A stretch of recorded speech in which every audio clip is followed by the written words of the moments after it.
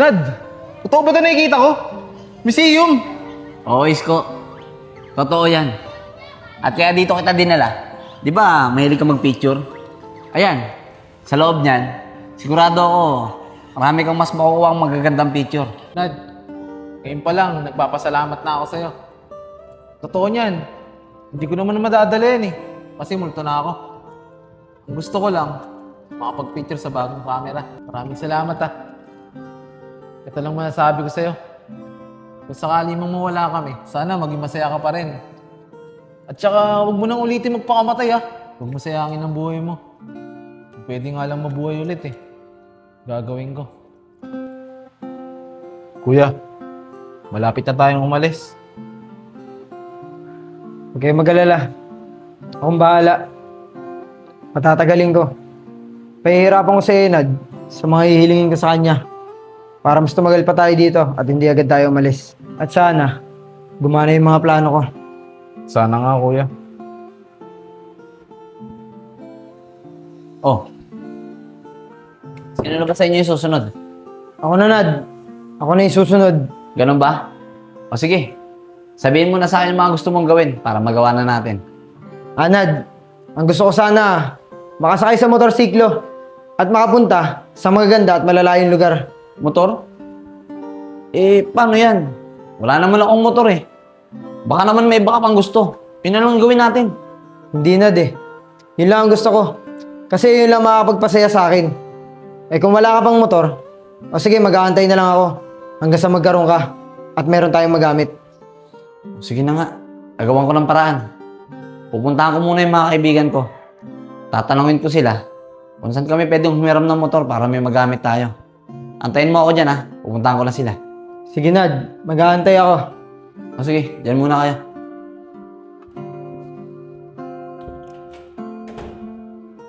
Kuya, paano kung makahanap siya ng motor? Hindi bali wala din yung mga plano mo. Wala tayong magagawa kung makahanap agad siya ng motor. Aalis talaga tayo dito pagkatapos ni Juliet. Eh paano yan, Nad? Wala ka naman motor ah. Kaya nga pre, hindi ko tuloy alam kung anong gagawin ko. Tuso yung multo na yan ah. Parang sinasadya nila na pahirapan ka. At parang ayaw nilang umalis sa bahay mo. Kaya nga Nico eh. Kaya dapat talaga, makahanap ako ng paraan. Para makahanap ako ng motor na gagamitin. Eh Nad, di ba si Jex nagbabayansel ng motor? Eh kung doon kaya tayo manghiram sa kanya. Tama ka, Kevin. Tara, punta natin si Jex. Sa bagay pre, tama kayo. Tara, puntahan natin si Jex. Tara. Tara. Nad, kami nilang pupunta kay Jex. Magtanong ka na lang dito sa mga tropa para may second option tayo. Ganun ba? O sige, ganun ang gagawin ko. Tara nanay ko. Ay, mga pre. Siya nga pala, maraming salamat sa inyo ha. Sa mga perang pinahiram nyo sa akin. Kahapon at saka nung isang araw. Huwag kayong mag-alala. Pag natapos tong problema ko, babalik ko sa inyo yan. Salamat Nad ah. Inutang lang din kasi namin yun eh. Ay, ganun ba mga tol? Nakakaya tuloy sa inyo. Nangutang pa kayo ng dahil sa akin. Huwag kayong mag-alala. Pag naibalik ko sa inyo yung mga perang inutang nyo, sasamahan ko na rin ng tubo. Wala yun, Nad. Tara, Ben. Punta natin si Jex. Tara, Nico. Mga pre, ingat kayo ah. Tatanong na din ako sa ibang tropa natin. Sige. Nad. Ang alat naman ni Enad, Kevin. Kung kailan manghiram tayo ng motor kay Jex, tsaka panabenta yung mga motor niya. Kaya nga, Nico eh. Pero bukas daw, may darating ng 2 motor. Kapag kailangan pa daw natin, ayun daw ang papahiram sa atin. Kaya nga, Kevin eh. Tara, punta na natin si Enad. Sabihin natin, bukas pa tayo makakiram ng motor kay Jex. Tara, Nico.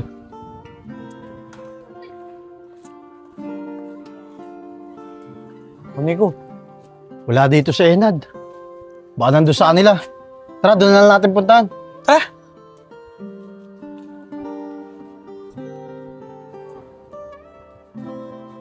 Oh, mga tol. Anong balita? Nakiram ba kayo, Jex? Nad, hindi nga eh. Nabenta na daw kasi yung mga motor ni Jex. Eh, ikaw, Nad. Nakairam ka ba sa mga kaibigan natin? Eh, pre, wala rin ako nahiram eh. Paano kaya to? Eh, Nad. Pero ang sabi naman ni Jex, may darating daw ng 2 motor bukas. Kung kailangan pa daw natin, yun daw ang papagamit sa atin. Ganun ba mga pre? O sige, bukas na lang siguro. Dito muna ako ah. Sige, Nad. Dito muna ako kala Kevin. Pag gusto mo tumambay, nandun lang kami. O sige pre, ingat kayo ah.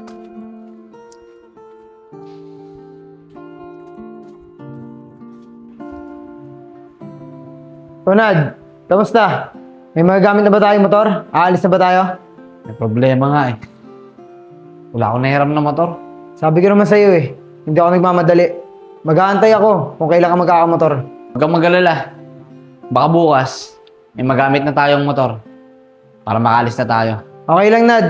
Kahit matagal, walang problema. O sige, dyan muna kayo. Aalis muna ako ah. Pupunta lang ako sa mga kaibigan ko. Sige, Nad. Mag-iingat ka.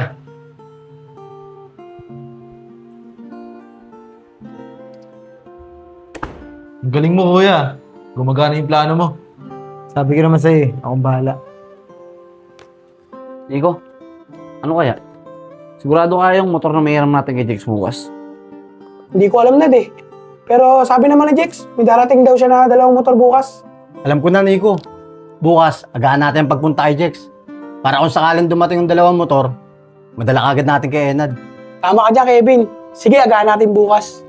Pero Nad, sa tingin ko, alam na ng mga multo na gumagawa ka ng paraan para mapalis sila sa bahay mo. Siguro nga, Nico. Kasi isipin mo alam naman nila na wala akong motor, di ba? Bakit motor ang hihilingin nila sa akin?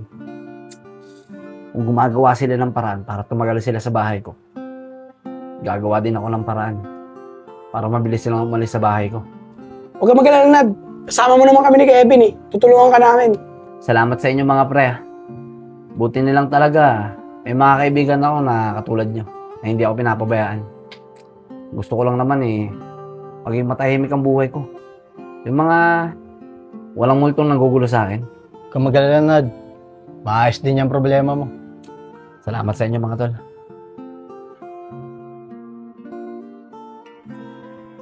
Sige, ito siya, Nad. Nad! Nad! Nad!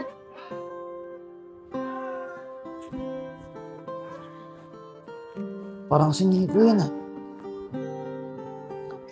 Sandali lang!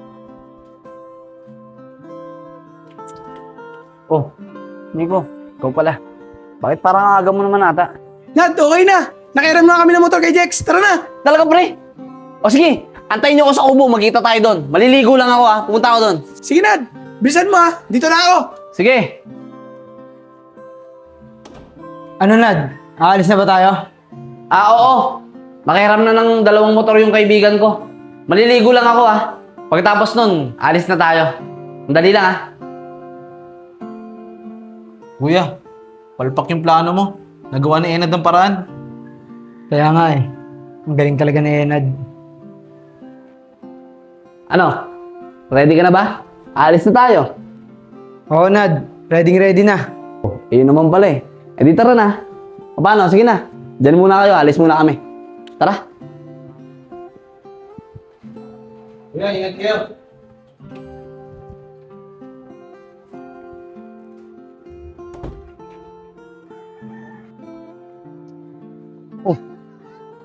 Asan na kaya sila? Nad! Dito! Tara dito! Ayun pala sila Tara. Ano, Nad? Ano bang plano mo? Saan tayo pupunta? Bahala na mga pre. Basta dun sa magagandang lugar. O sige, Nad. O, ito susi, o. Angas na lang ako kay Nico. Oh, tara na daw. Uy, Nad! Bigla kami kinakausap Nandiyan ba siya? Oh, eto. Siya nga pala. Ano bang pangalan mo? Ako si Joseph, Enad. Joseph. Joseph pala pangalan mo. Pre, Joseph daw pangalan niya. Ano, tara na? Sige, Nad. Tara! Kevin, helmet mo. Tara na. Mga pre, una kayo. Susundan ko na lang kayo. Sige. Tara, tayo ka na.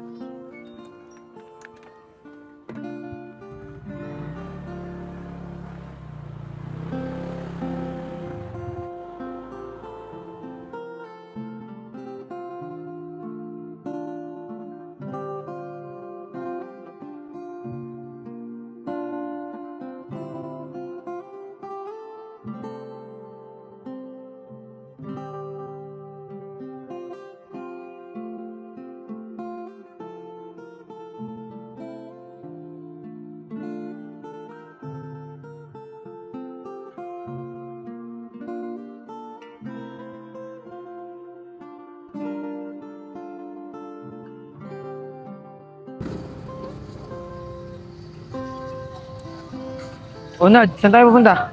Dadaan lang tayo saglit sa simbahan. Alam mo ba, isa to sa gusto ko mapuntahan, yung simbahan. Ganun ba? Eh di tama pala. Buti pala dumaan tayo dito. Tara, pasok tayo sa loob para makapagdasal. Tara.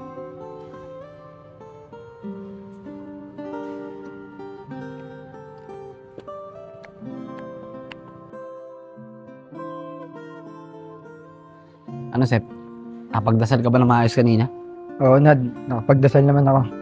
Ay, sandali lang. Tara, picture tayo. Dito sa cellphone ko. Sige, Nad. Pero, teka lang ha. Huwag mo ilalapit sa amin yung multo. Oo nga, Nad. Huwag mo ilalapit sa amin multo, O sige, kayo talaga masyado kayong matatakotin. Tara, picture tayo. Sep, dito ka sa tabi ko. Natatakot ng dalawa eh. Sige, sige, sige. Dito kayo. Tatabihan nyo pa ata yung multo eh. 1, 2, 3. Ay! Tatlo lang pala tayong kita. Sep, sayang yung post mo. Hindi nakita sa picture. Ayos lang Nad, naiintindihan ko naman. Multo ka nga pala kasi talaga. O paano? Tara na. Marami pa tayong magagandang pupuntahan eh. Tara. Tara.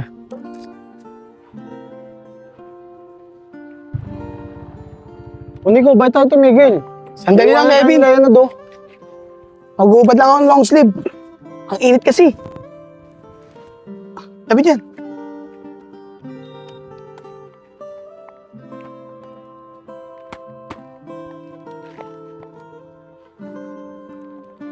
Tara na.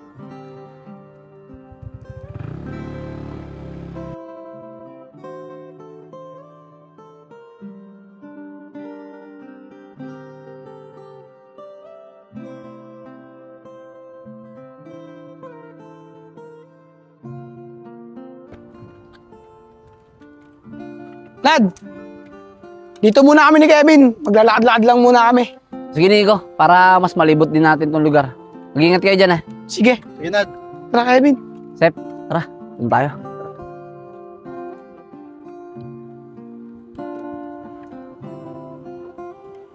Ang ganda dito Nad. Nad, maraming salamat Dahil nagagawa mo yung mga gusto kong gawin. O ba? Wala yun. Masaya din naman ako eh. Kasi nakapunta tayo sa mga ganitong lugar. Siguro, kung buhay pa ako at ang pamilya ko, siguro dinala ko na sila dito. Kaso, hindi na pwede. Malabo na mangyari yun. Kasi patay na kami. Kung ano man yung hindi magandang nangyari sa'yo at sa pamilya mo, alam ko na, plano ng Diyos yun. At alam ko rin, na ginawa niya yun dahil may mas maganda pa siya plano para sa inyo. Sana nga Nad, may mas magandang plano pa siya sa amin. Ako ba, Joseph? Tiwala ka lang sa Diyos. Siguro, lahat ng to, may dahilan kung bakit ako nakakita sa inyo. At kung bakit ako ang nakakasama nyo ngayon. Tsaka siguro, ako talaga yung ginamit ng Diyos para iparanas sa inyo yung mga gusto nyong gawin nung nabubuhay pa kayo. Maraming salamat Nad Napakabuti mo. Wala yan. Ginagawa ko to kasi gusto ko yung matulungan. At gusto ko rin na maging normal na ulit ang buhay ko. Ay, siya nga pala Joseph.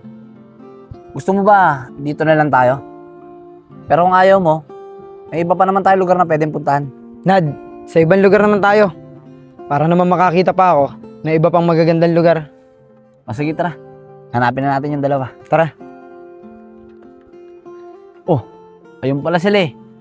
Mga tol, tara na, alis na tayo!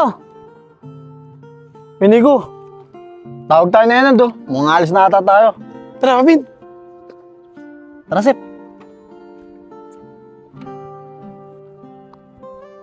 O Nad, saan tayo pupunta? Alis na ba tayo?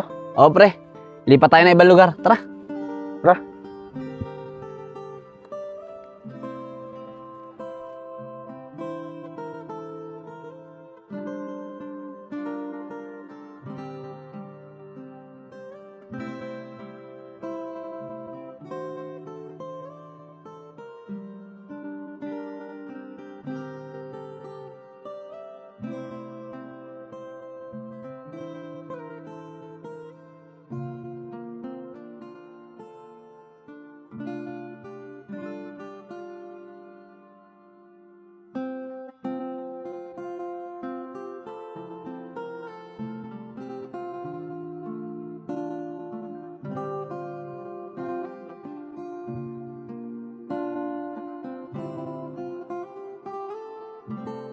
Nad, ganda naman dito.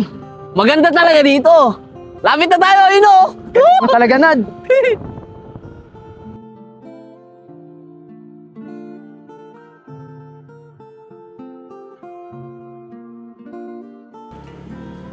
Dito na tayo.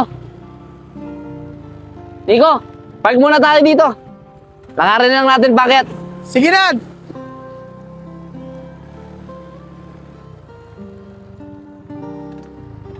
Tara, Sep.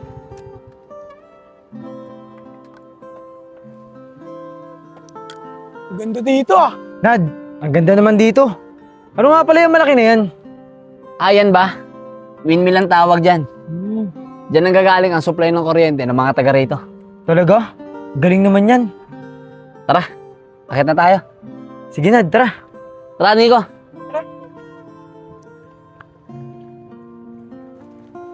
Ganda rito. Dito muna kami ah. Lilibot-libot lang kami. Sige, tol, ingat kayo. Sige.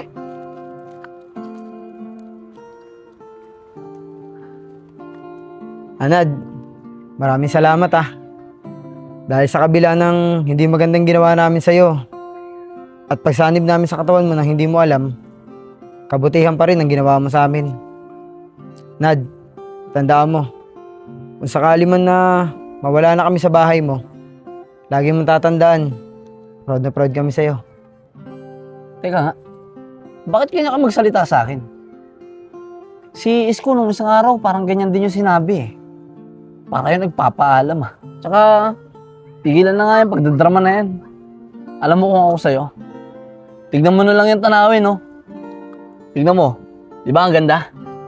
Parang nasa langit pag tumitingin ka dyan. Oo, Nad, ang ganda nga. Pero, lahat ng yan, may kita rin namin yan kapag umakyat na kami sa langit. Sa bagay, tama ka. Sabi nga nila, pag nasa langit ka daw, para ka na rin daw nasa paraiso. At sabi nila, kung ano daw yung mga nakikita mo rito, yun din daw yung pwede mo makita ron. Pero, mas pipiliin ko pa rin mabuhay. Kasi, pag buhay ka, pwede mong gawin lahat ng gusto mo. Kaya nga nandito tayo, di ba? Para magawa yung mga gusto mo, na hindi mo magawa dahil patay ka na. Tama yan, Nad. Alagaan mo yung sarili mo at ipagpatuloy mo yung buhay mo. Salamat ah. Tignan mo yun, ang ganda no? Ganda nga eh. Parang may isla pa nga doon no, sa may gitna. Ganda talaga. Nad, Uy, Kevin. anong oras ba tayo uwi? Anong oras na rin kasi? Teka, anong oras na ba? Nad, mag-aalasin ko na. Mahirap na, baka gabihin pa tayo. Ganun ba? Sep, ano, okay ka na ba? Pwede na ba tayong umuwi? Oo, Nad. Okay na ako. Masaya na ako sa mga pinuntahan natin. Buti naman kung ganun. Baka kasi gabihin tayo eh. Tara na, uwi na tayo. Tara. Tara mga tol.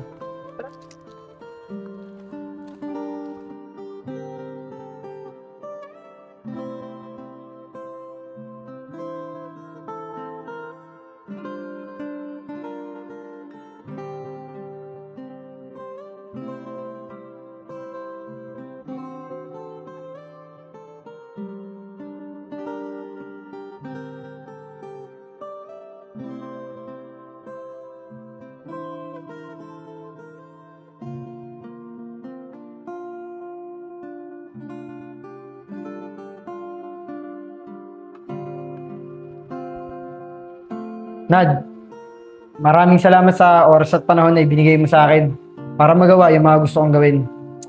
Wala yan. Naging masaya din naman ako sa mga ginawa natin eh. Pasensya ka na. Alam ko naman talaga na wala kang motor.